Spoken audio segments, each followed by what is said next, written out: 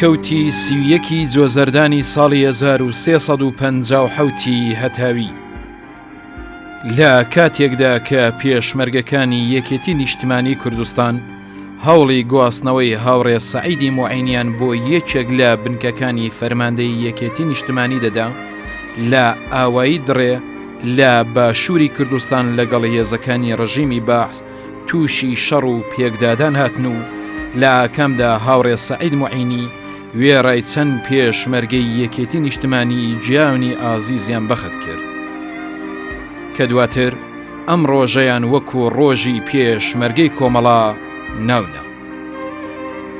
هاوڕێ سەعید موعینی ناسراو بەخانە ساڵی 1330 تاوی لە شاری مەهاباد لەدایک بوو.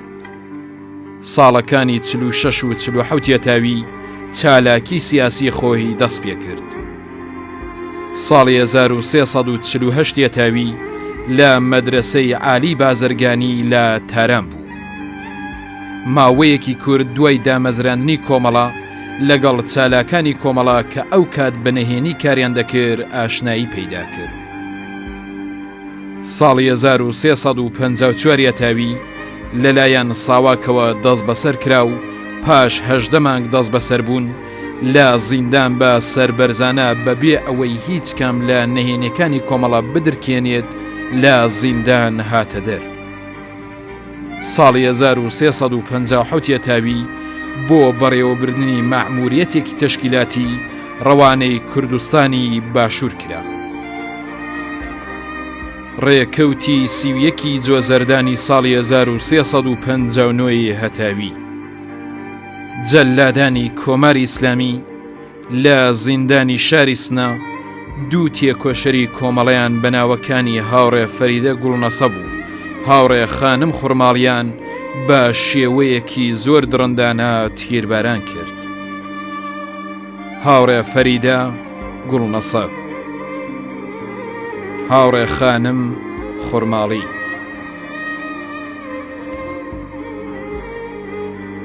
ڕێکەوتی 31 جۆزەردانی ساڵی 1363 هەتاوی پێشمەرگەکانی کۆمەڵا لە گوردانی 26 سەقز لە دوو عەمەلیاتی هاوکاتدا بنکەیەکی هێزەکانی کۆماری ئیسلامیان لە پایەگای ئاوایی کارێزە کە لە 4 کیلومتری شاری سەقز هەڵکەوتووە دایە بەر ئاگری توندی خۆیانەوە.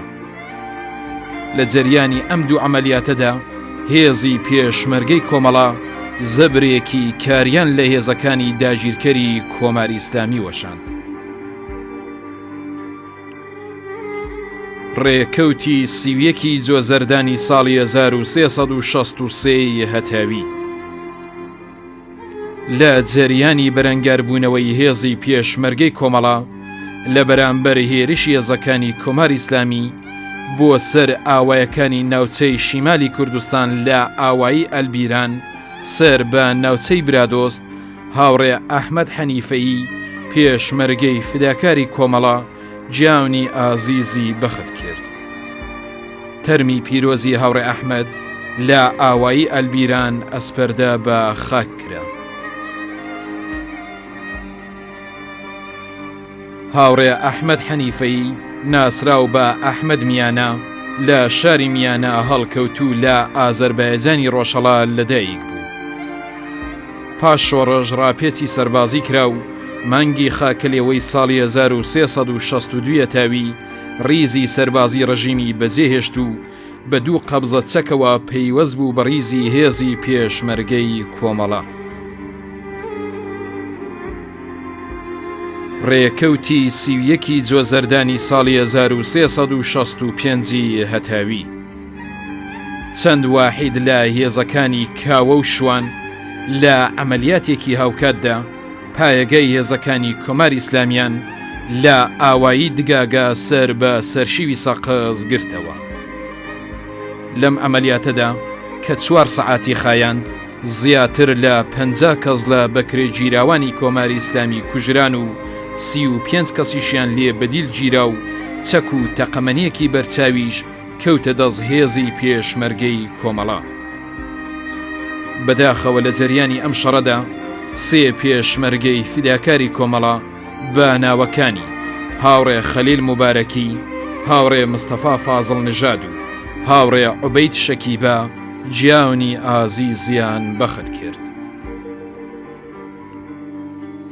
هاوڕێ خەلیل موبارەکی ناسراو بە خەلیلە سوور ئەندامی لێهاتووی کۆمەڵە ساڵی 1344 تاوی لە ئاوایی موارەک ئاوا سەر بە ناوچەی دێگولان لەدایک بوو.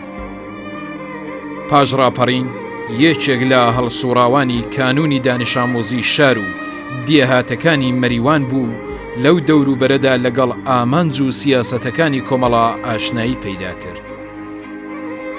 هاوینی ساڵی 1359 تاوی پەیوەندی بە کۆمەڵەوە گرت و تا کۆتاییەکانی ساڵی 1360 تاوی کاری پەیوەندیەکانی پێسپێردرا و پاشان بەڕەسمی وەک پێشمەرگەی کۆمەڵە دەستی کرد بە هەڵسوڕان. دوایین ئەرکی تەشکیلاتی هاوڕێ خەلیل فەرماندەی دەستەیەک لە پێشمەرگەکانی کۆمەڵە بوو.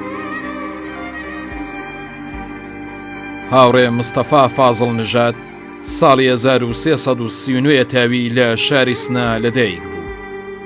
پاژڕاپەڕین و بە دوای بەرپابوونی شۆڕشی چەکداری لە کوردستان پەیوەندی بە کۆمەڵەوە گرت.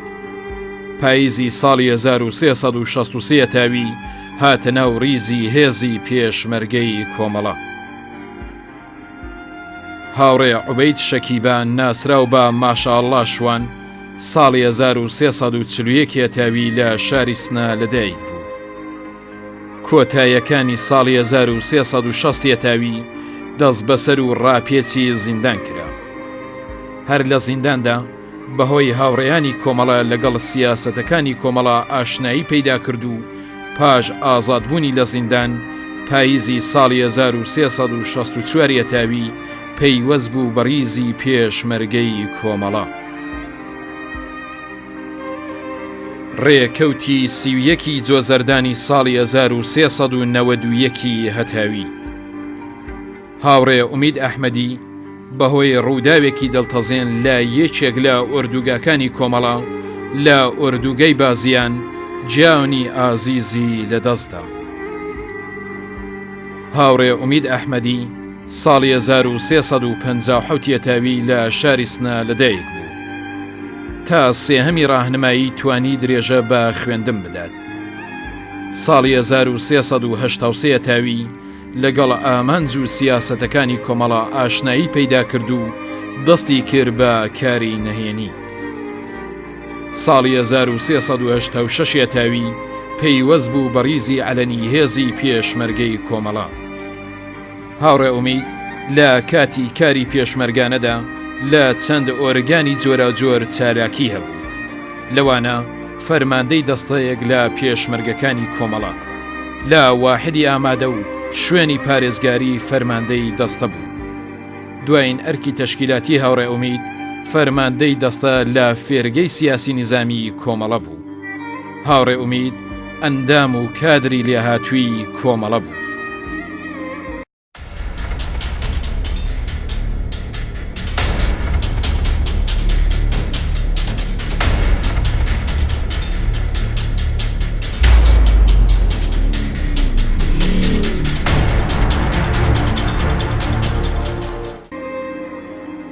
مانگی جۆزەردانی ساڵی 1369 هەتاوی پێشمەرگەیەکی فداکاری کۆمەڵە بە ناوی هاوڕێ موعتەسەم فاڕوقی لە جەریانی ئەنجامی مەعموریەتێکی تەشکیلاتی لە ناوچەی بانە بەهۆی تەقینەوەی مینێکی چێندراوی سەرکوتگەرانی کۆماری ئیسلامی گیانی ئازیزی بەخت کرد.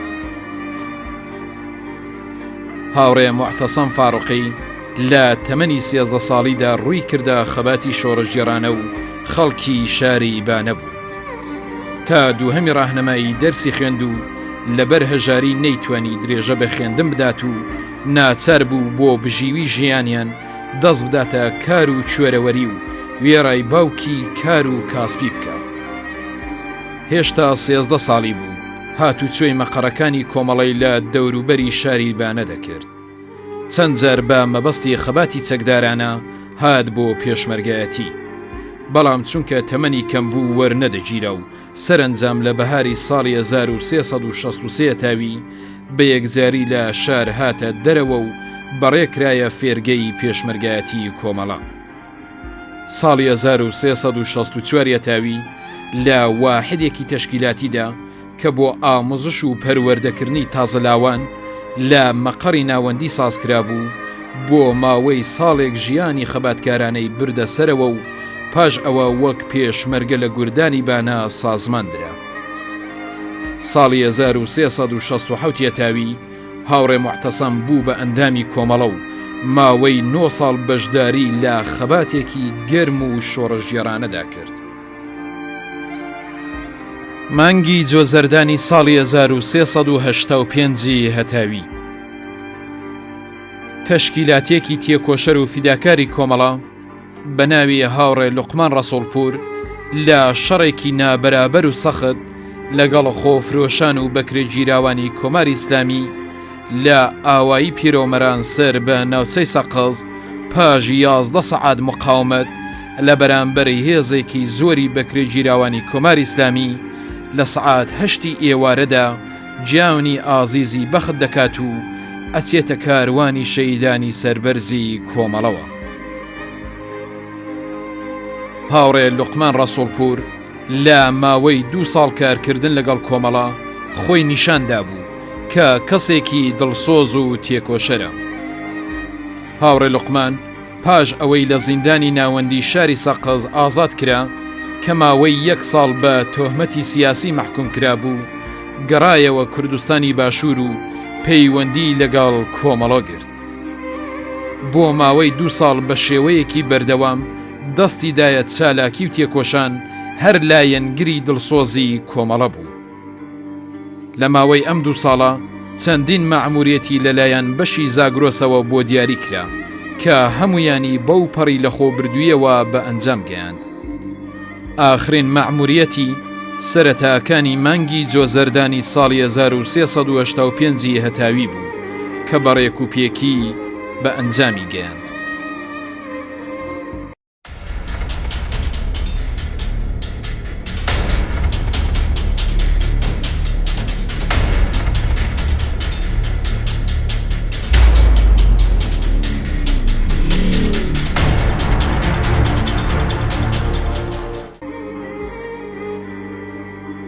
ڕێکەوتی یەکی پوشپەڕی ساڵی 1358 هەتاوی لە کاتی بەڕێوەبردننی مەعموریەتێکی تەشکیلاتی یەکێک لە هەڵسوڕاوانی کۆمەڵە بە ناوی هاوڕێ ئەمیر ئاعزەمی بەهۆی ڕووداوی ماشێنەوە لە نێوان جادەی سنە سەقز جیاونی ئازیزی لەدەستدا.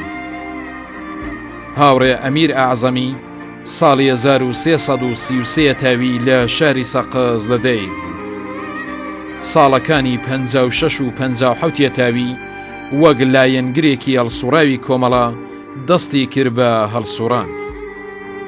ساڵی 1357 تاوی پەیوەندی بە کۆمەڵەوە کرد. ساڵی 1358 تاوی بە بۆنەی دامەزراندنی دەفتەری جەمعیەتی زەحمەتکێشان لە شاری کامیێران لەگەڵە هاوڕێیان عەزیز ڕەزایی و حەسەن نادری وەڕێکەوتن کە بەداخەوە لە چەند کیلومتری ئاوایی ئێرانشا سەر بە ناوچەی سەقز تووشی تەسادف دەبن. ڕێکەوتی یەکی پوشپەڕی ساڵی 1359 هەتاوی جەلادانی کۆماری ئیسلامی لایەنگرێکی تێکۆشەری کۆمەڵەیان بە ناوی هاوڕێ ئەسعەد ئەشعەری لە زیندانی شاری سنە تیرباران کرد. هاوڕێ ئەسعەد ئەشعەری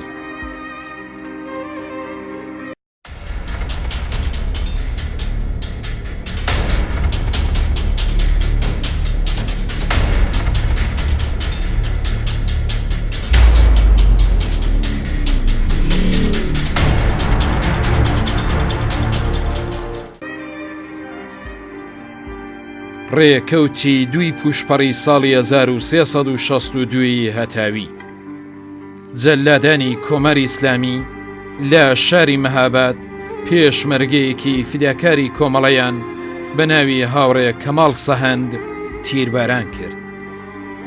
هاوڕێ کەماڵ سەهەند ناسرا و بە شەهاب ساڵی 1342 تاوی لە شاری میاندووا و لەدایک بوو. ساڵی 1357 تاوی لەگەڵ مەسایلی سیاسی ئاشنایی پەیدا کرد. هاوڕێ کەماڵ ساڵی 1361 تاوی پەیوەست بوو بە ڕیزی پڕ لە شانازی هێزی پێشمەرگەی کۆمەڵە.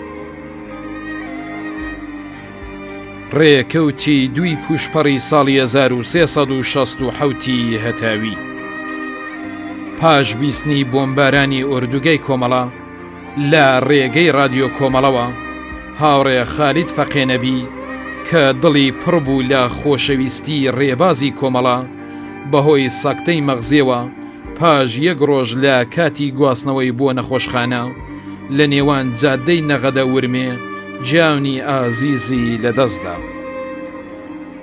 هاوڕێ خالید فەقێنەبی ساڵی 1333 تاوی لە ئاوایی گردەقیت سەر بە ناوچەی سندوسی نەغەدە لەدایک بوو.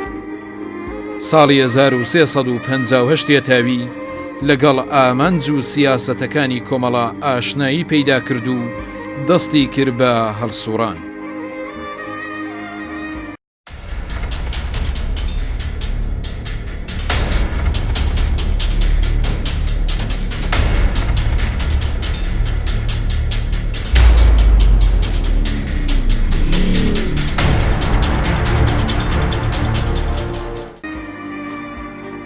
ڕێکەوتی سەی پوشپەڕی ساڵی 1362 هەتاوی پێشمەرگەکانی کۆمەڵە لە هێزی شۆڕش لە نێوان دوو پایگای ناوتاق و گاڕان سەر بە ناوچەی مەریوان لەگەڵ هێزە سەرکوتگەرەکانی کۆماری ئیسلامی تووشی شەڕێکی قورەساتن. لە جەریانی ئەم شەڕەدا دەیان کەس لە هێزەکانی ڕژیم کوژران.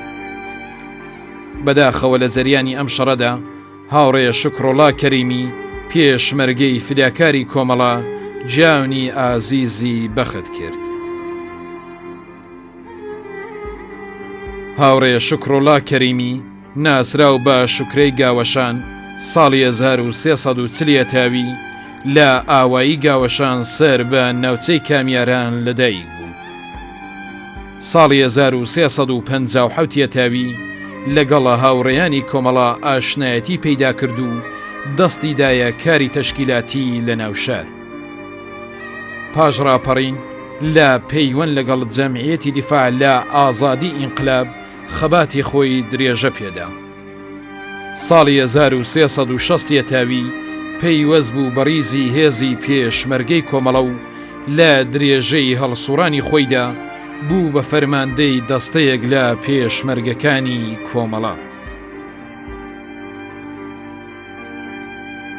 ڕێکەوتی سەی پوشپەڕی ساڵی 1363 هەتاوی پاش شکستی هێزەکانی کۆماری ئیسلامی لە ناوچەی شپیران سەر بە شاری ورمێ ئەم هێزە سەرکوتگەرە هێرشی کردە سەر شوێنی پێشمەرگەکانی کۆمەڵە لە ئاوایی گێچیە و هەلە قۆشک لە جەریانی بەرەنگاربوونەوەی هێزی پێشمەرگەی کۆمەڵە کە زیاتر لە 30 سعاتی خایاند دوو پێشمەرگەی فداکاری کۆمەڵە بە ناوەکانی هاوڕێ ناسر عەلەوی و هاوڕێ تاهیرە ئاماجی جیانی ئازیزیان بەخت کرد. تەرمی پیرۆزی ئەم ئازیزانە لە ئاوایی گێچێ سەر بە ناوچەی سۆمای ورمێ ئەسپەردا بە خاکرا. هاوڕێ ناسر عەلەوی ساڵی 1334 تاوی لە ئاوایی کۆرانە سەر بە شاری ورمێ لەدایک بوو. پاش شۆڕژ لە شاری کرماشان پەیوەندی بە جەمعیەتی دیموکراتیکی دیفاع لە گەلی کوردەوە گرت و دوای ماوەیەکی کورد لەگەڵ کۆمەڵە ئاشنایی پەیدا کرد و وەک لایەنگرێکی هەڵسوڕا و دەستی کرد بە کار و چالاکی. دوای هێرشی یەکەمی کۆماری ئیسلامی بۆ سەر بزوتنەوەی شۆڕە ژێرانەی کوردستان هاتە ناو ڕیزی هێزی پێشمەرگەی کۆمەڵە. هاوڕێ ناسر ئەندامی کۆمەڵە و ئەندامی کومیتەی ناوچەی ورمێ بوو. هاوڕێ تاهیرە ئاماجی ناسراو بە سەکینە ساڵی 1337 تاوی لە شاری خۆی لەدایک بوو. پاش وەرگرتنی بڕوانامەی دیپلۆم لە زانسکە وەرگیرە. ساڵی 1362 تاوی پەیوەست بوو بەڕیزی هێزی پێشمەرگەی کۆمەڵە.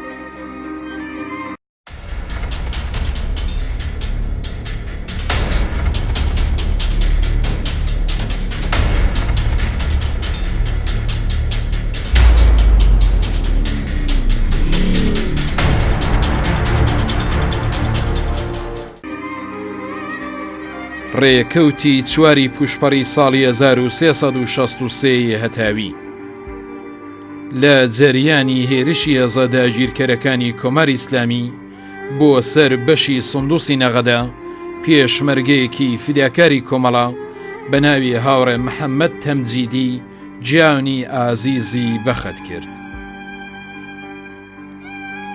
هاوڕێ محەممەد تەمجیدی ناسراو بە دکتور حەمە ساڵی 1334 تاوی لە ئاوایی ئەتابڵاغ سەر بە ناوچەی سندوسی نەغەدا لەدایک بوو. ساڵی 1357 تاوی لەگەڵ کۆمەڵە پەیوەندی گرت و لە خەباتی جوتیاران دژی دەرەبەگەکان بەشداری کرد.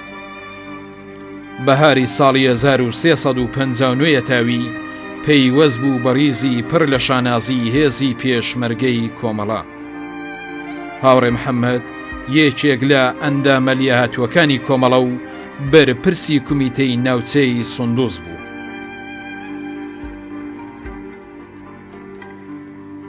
ڕێکەوتی چواری پوشپەڕی ساڵی 1360 هەتاوی یەکێک لە پێشمەرگەکانی کۆمەڵە بە ناوی هاوڕێ کەریم بلووری کە بۆ سەردانی بنەماڵەکەی چوو بووەوە ناو شاری مەهاباد لەلایەن بەکرێ گیراوانی کۆماری ئیسلامیەوە دەست بەسەر کرا و پاش 4 ڕۆژ ئەشکەنجە و ئازار بەدەست جەلادانی کۆماری ئیسلامی تیرباران کرا.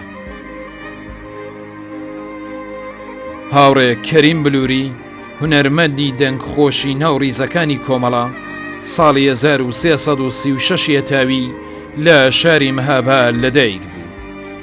تا دەورانی ڕاهنەمایی لەو شارە درێژەی بە خوێندندا و ساڵی 1357 تاوی پەیوەست بوو بەڕیزی هێزی پێشمەرگەی کۆمەڵە.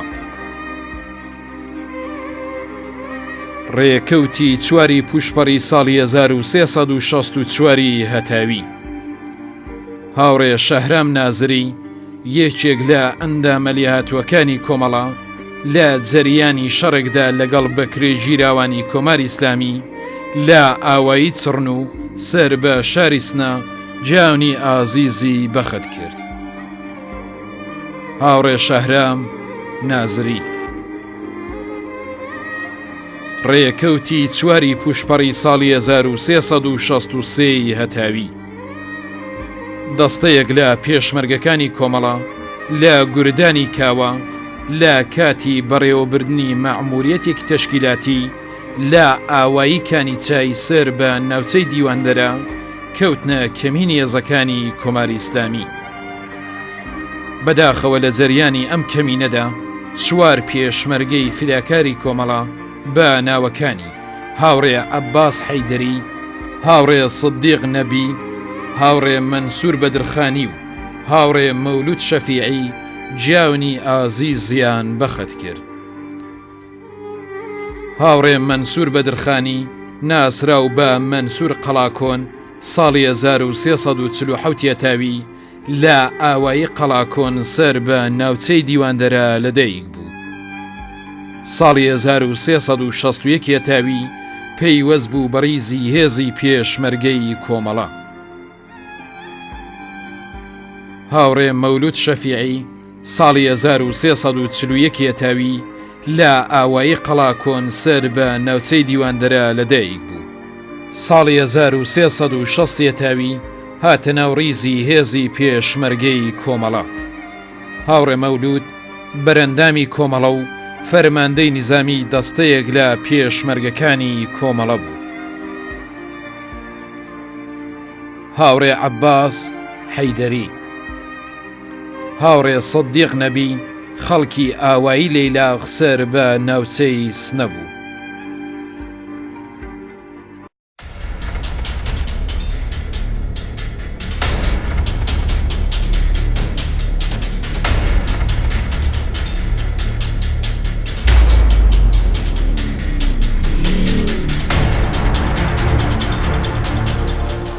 ڕێکەوتی پێنجی پوشپەڕی ساڵی 1359 هەتاوی لە جەریانی بەرامبەربوونەوەی هێزی پێشمەرگەی کۆمەڵە بە دژی داگیرکەرانی کوردستان لە ئاوایی گێڵیکەران لە بەشی سەرشیوی مەریوان هاوڕێ فەتاح ڕازدار پێشمەرگەی فداکاری کۆمەڵە جیانی ئازیزی بەخت کرد.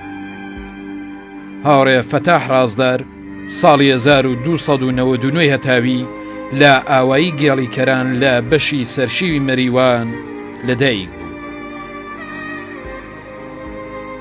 ڕێکەوتی پێنجی پوشپەڕی ساڵی 1361 هەتاوی لە جەریانی هێرشی هێزەکانی کۆماری ئیسلامی بۆ سەر شوێنی پێشمەرگەکانی کۆمەڵە لە ئاوایی یاپەڵ سەر بە ناوچەی سنا دوو پێشمەرگەی فیداکاری کۆمەڵە بە ناوەکانی هاوڕێ ئیقبال کیانپور و هاوڕێ عەباس محەممەدی جیانی ئازیزیان بەخت کرد.